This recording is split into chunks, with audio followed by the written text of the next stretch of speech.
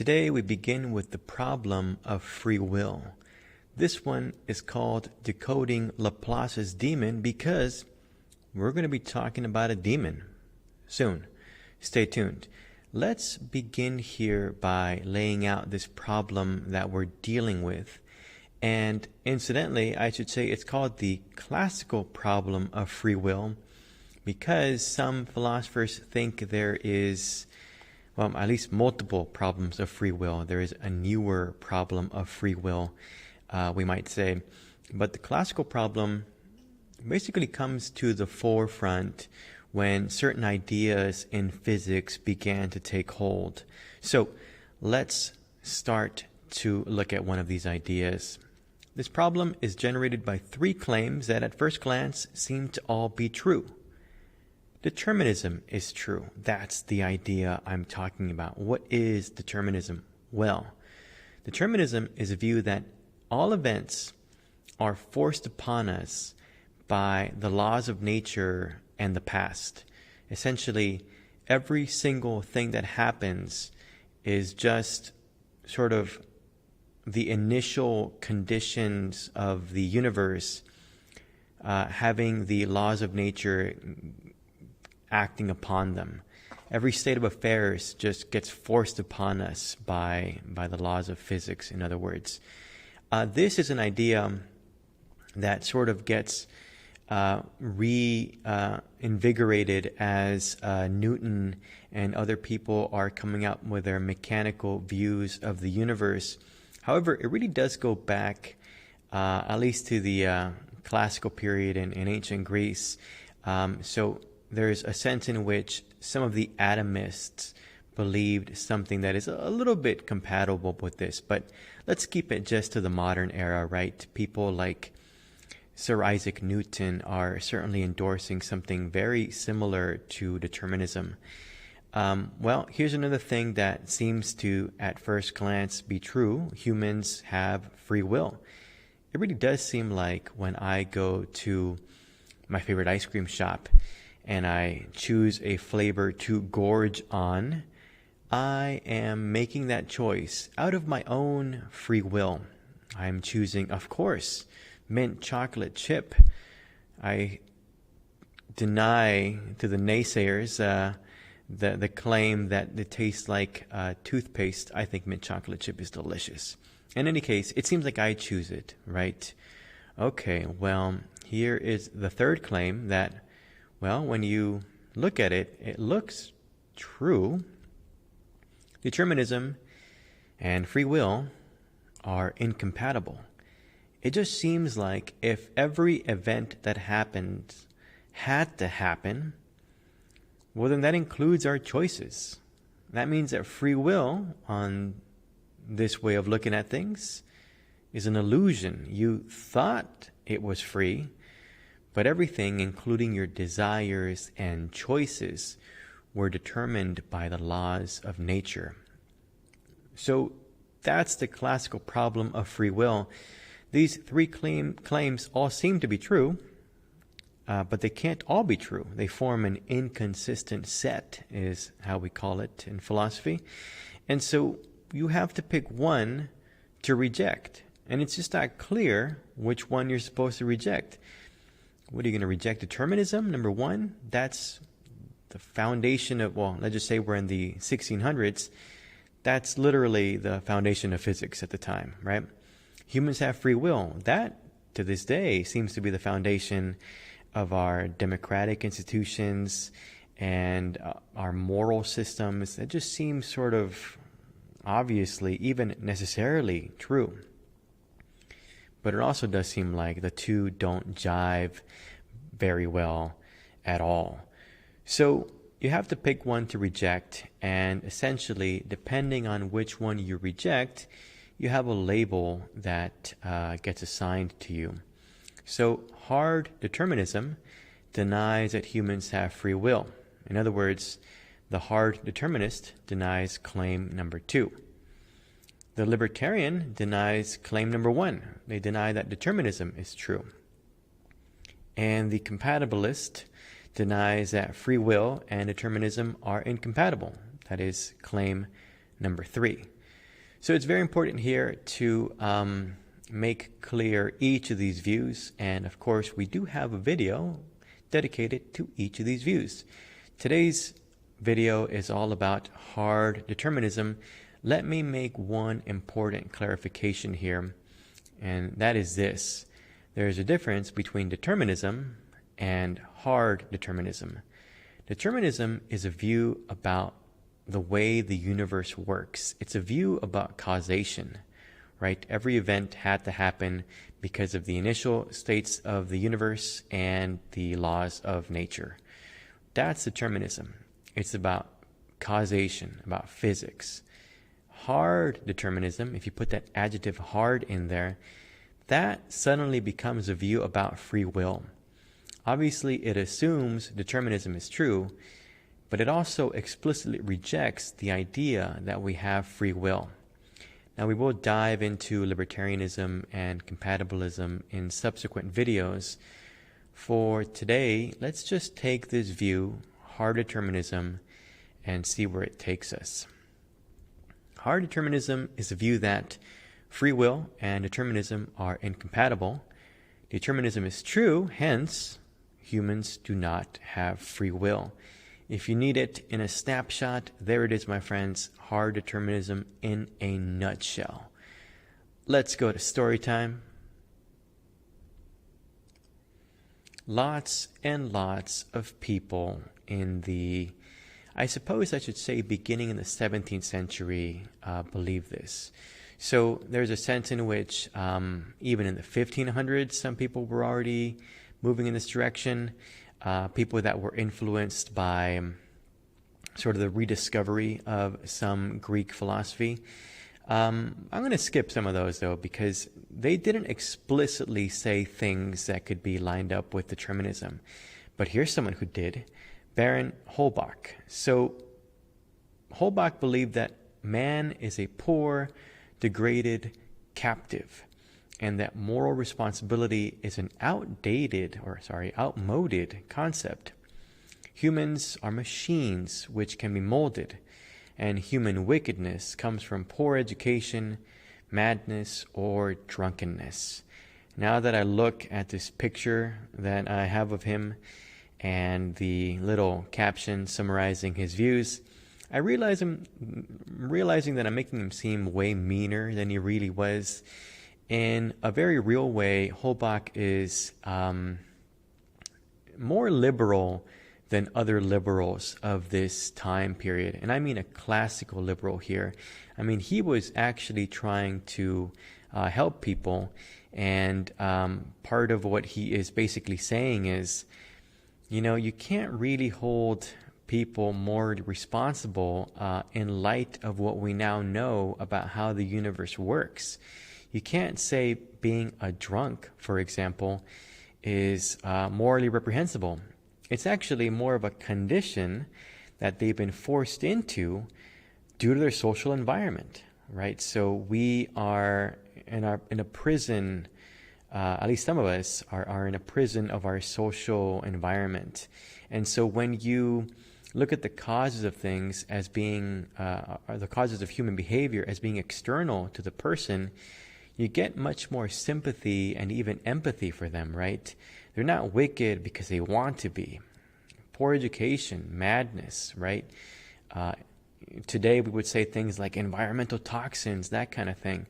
It just seems like we cannot blame individuals, he would say, at all for their shortcomings.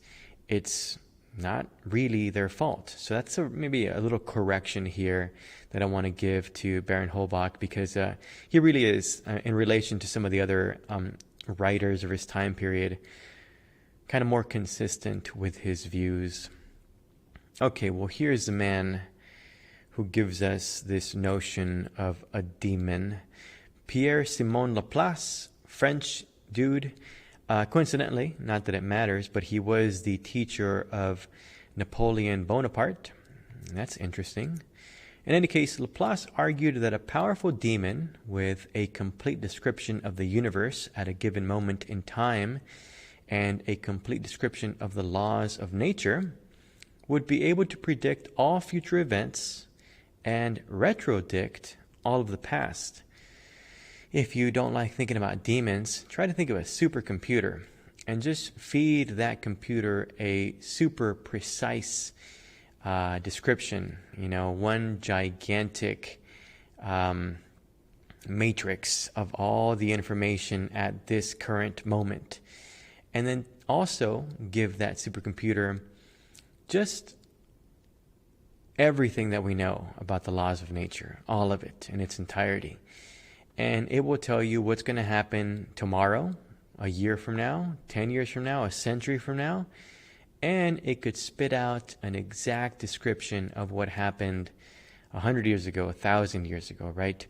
If you want to think about it in terms of simulations, you can just make this simulation move forward or backward and see what was the past like. Well, let me just check out my simulation here. So that is where this idea of Laplace's demon comes from the writings of Mr. Pierre-Simon Laplace, a mathematician and statistician, very important, I should say, to the field of statistics. So if and when someone asks you what is Laplace's demon, it's a demon that can predict the future and the past if it's given a complete description of how things are now and the laws of nature. Well, Mr. Laplace was extremely influential. Actually, that's an understatement. You should check out A History of Laplace if you're interested in that kind of thing. Here's one thing I'll talk about.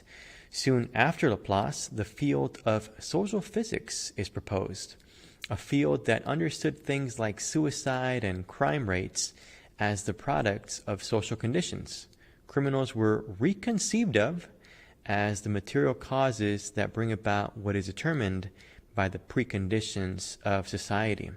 In other words, criminals don't do things of their own free will. They're actually simply that physical thing that brings about something that was bound to happen because of the way that society is.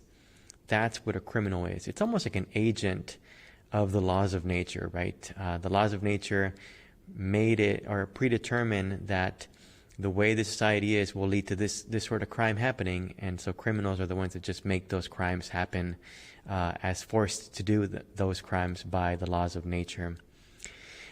This view, by the way, is sort of still in the field of criminology, or I guess it's being, rediscovered. But there's this whole idea of situational crime prevention.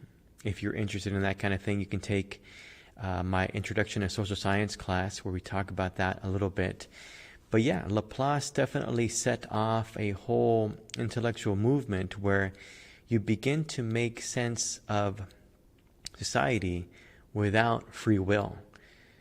In fact, this reminds me of a recent book by the Stanford biologist Robert Sapolsky called Determined, which is, attempts to make science without free will as well. So interesting ideas coming after the dawn of determinism. Okay, well, that is all an implication of this view of hard determinism. Essentially, if you reject this idea that humans have free will, you have to make sense of everything in our society in terms of no free will. And so that leads to a whole flurry of activity, of intellectual activity, trying to understand society. Okay, so what does that mean for us? Well, we do want to have free will in order to solve the problem of evil. We want to be able to say, for example, that this gentleman right here, I'm sure you remember this picture, he did that of his own free will, right? But according to Laplace and his buddies, no, that was bound to happen. Okay. Sometimes it is said in philosophy that you don't really understand a view until you understand the argument for that view. With that being said, let's check out this argument. If determinism is true, then all events, including human choices, are caused by prior events in conjunction with the laws of nature. Okay, Well, determinism is true, right? This was a widespread assumption at the time. Therefore, all events, including human choices, are caused by prior events in conjunction with the laws of nature. That's how Laplace saw things. Same goes for Holbach and several other people who, in the historical record, who endorsed hard determinism. Well, we have the benefit of hindsight, and we can now kind of complicate this picture a little bit. We can, as it turns out, beginning in the late 19th century, question the truth of determinism. However, let me remind you, determinism is a view about causation. Hard determinism is a view about free will. So what's going to turn out to be the case is that we can question determinism, and still, somehow, hard determinism is left intact. So let's begin to move in that direction. Let's see how this plays out. Determinism. Every event is forced upon us by past events and the laws of nature. Well, sort of the inspiration for that view was the power of mathematics. Many, including a philosopher named Immanuel Kant, which we will cover soon, basically saw that mathematics provides for us deductive certainty about reality itself. They thought, man, it really seems like math helps us discover the fundamental nature of the universe. Math was seen to be as the truest of the true. But in the late 19th century, some mathematicians who were trying to establish the truth of mathematics, if that sounds funny to you, there's a whole field called philosophy of mathematics that isn't just for philosophers. Mathematicians play a major role in that, as do logicians. But basically, mathematicians were trying to discover the own foundations of their discipline. And one of the things that they wanted to do was had to do with geometry. Basically, there were some axioms in geometry, some building blocks in geometry, things that you assume that you build off of. And one of those assumptions, one of these axioms, had never really been proven to satisfaction. So some geometers tried to prove that axiom, and some of them realized they couldn't prove it. And what ended up happening is that new types of geometry emerged. These are called non-Euclidean geometries. And in the beginning, it just looked crazy. Lo and behold, though, in the 20th century, when people like Einstein came up with their theory of relativity, these different kinds of geometry were immensely useful. So it turns out that math, some people began to believe, is just a system that we come up with. And it turns out that it's extremely useful, but really is almost a game of our making, a system of our creating, right? It's a story that we made up. That's just an immensely useful story. So I have here a quote from a mathematician and historian of mathematics, Morris Klein, to kind of give you the feel. The most majestic development of the 17th and 18th centuries, Newtonian mechanics, fostered and supported the view that the world is designed and determined in accordance with mathematical laws. But once non-Euclidean geometry destroyed the belief in mathematical truth and revealed that science offered merely theories about how nature might behave, the strongest reason for belief in determinism was shattered. Basically, you upend the view that people had of mathematics, and it turns out that that view of mathematics was what inspired determinism in the first place. Some people began to say, well, maybe determinism isn't true after all. Okay, well, if that was confusing to you, I apologize. This is even more confusing, but I think you'll at least be more familiar with this objection to determinism. In the early 1900s, lots of experiments began to be performed that made it obvious that little tiny particles, photons, for example, electrons, just kind of behaved in random and weird, erratic ways. You have probably heard about this. It was eventually all subsumed under a theory called quantum mechanics. And basically, here is, I'm not going to explain it, not possible to explain it in a 25-minute video, but what you need to take away from the dawn of quantum mechanics is that it turns out that we actually can't predict with 100% accuracy the movement of some particles. It turns out that the best we can do is 50-50, right?